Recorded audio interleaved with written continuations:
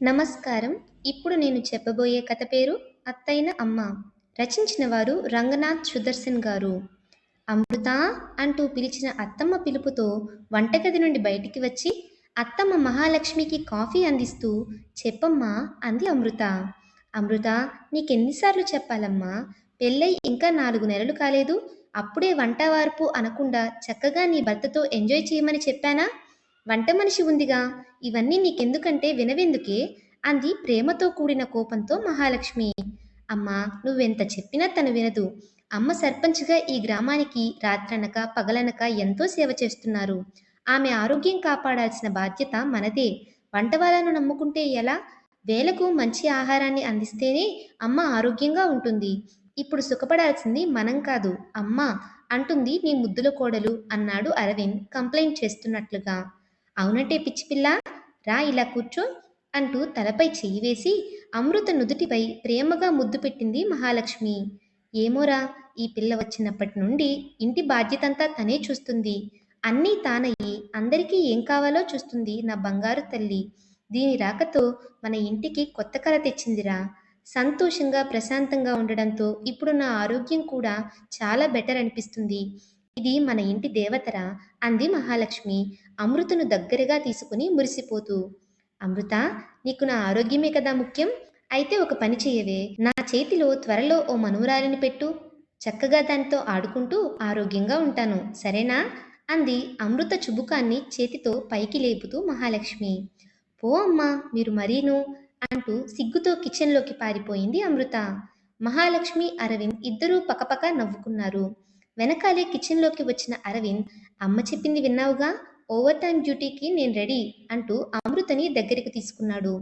అది తనకి ఇష్టంగానే ఉన్నా పట్టపగలు అందరూ చూస్తారనే స్పృహ రాగానే అరవింద్ను బలంగా నెట్టి దూరంగా పారిపోయింది అమృత. ఆనందం వెల్లివిరుస్తున్న ఆ కుటుంబానికి ఏ దిష్టి తగిలిందో ఏమో కానీ పెను విషాదం ఆ కుటుంబాన్ని చుట్టుముట్టింది. ఊహించని ఆ సంఘటన ఆ కుటుంబాన్ని అతలాకుతలం చేసింది.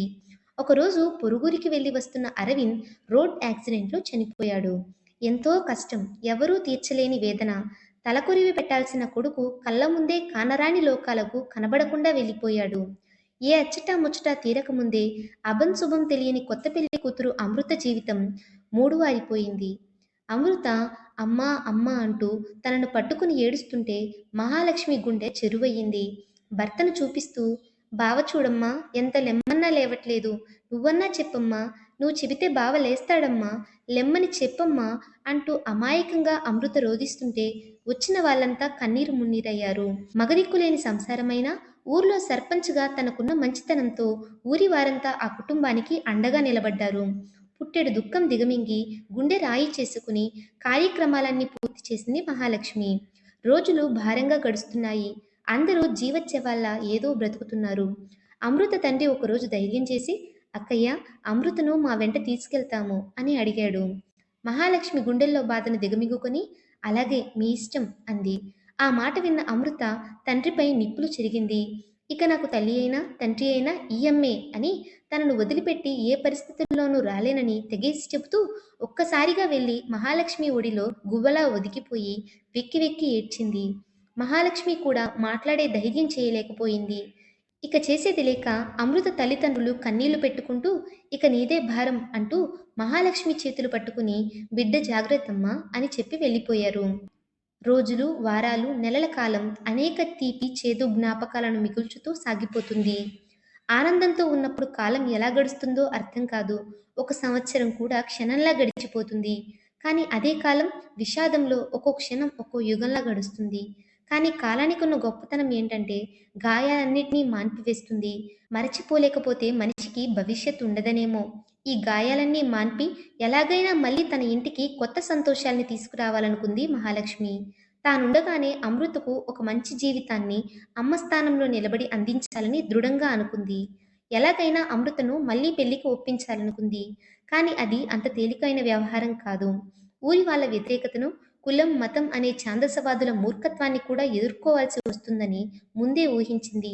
అందుకే అందరి సలహాలు అడిగి ఇబ్బంది పడడం కన్నా తన నిర్ణయాన్ని అందరికీ చెప్పి ఒప్పించాలనుకుంది. ఒకరోజు తన నిర్ణయాన్ని ఊరి వాళ్ళ ముందు ప్రకటించింది. కానీ దీనిని చాలామంది వ్యతిరేకించారు. కానీ ఊరి మహిళలంతా మహాలక్ష్మిని సమర్థించారు. నీ వెంటే మేముంటామని గట్టిగా చెప్పారు. కొద్ది రోజుల్లోనే మహాలక్ష్మిని సమర్థించే వాళ్ళ సంఖ్య పెరిగింది. ఇక కుల మత పెద్దలు ఇష్టం లేకపోయినా ఊరి మాటను కాదనలేకపోయారు. అమృత తల్లిదండ్రులకు కూడా ఎన్నో విధాలుగా నచ్చచెప్పి ఒప్పించింది మహాలక్ష్మి. ఇక మిగిలింది అమృత. అన్నింటికన్నా ఇదే కష్టమైన పని. కానీ ఎలాగైనా ఒప్పించాలనుకుంది మహాలక్ష్మి. ఒకరోజు ఉదయమే అమృతను మెల్లగా కదిలించింది. కానీ అమృత రియాక్షన్కు మహాలక్ష్మి నివ్వెరపోయింది. అమ్మా, నేనంత భారమయ్యానా నీకు? నువ్వు నన్ను ఇంట్లో నుండి వెళ్ళగొట్టాలనుకుంటున్నావా అమ్మా? కనీసం ఒక పని మనిషిలా కూడా ఈ ఇంట్లో ఉండడానికి పనికిరానా అమ్మా? అంటూ బోరుమని ఏడ్చింది. మహాలక్ష్మికి కూడా దుఃఖం కట్టలు తెంచుకుంది. కాస్త తేరుకున్నాక, అది కాదే, నాకు వయసు పైబడుతుంది. నిన్నిలా చూస్తూ నేను ప్రశాంతంగా ఉండలేకపోతున్నానే. పైగా వయసులో ఉన్న ఆడపిల్ల ఒంటరిగా ఉంటే వచ్చే ఇబ్బందులెన్నో నీకు తెలియదే. బ్రతకడం కన్నా ఒక్కోసారి సూటిపోటి మాటలు, ఆకలి చూపులు తట్టుకోవడం కష్టమే అని నచ్చచెప్పింది. లోకం వేసే నిందలు భరించలేవు తల్లి అని వివరించింది. భవిష్యత్ ఎలా ఉంటుందో స్నేహితురాలిగా విడమరిచి చెప్పింది.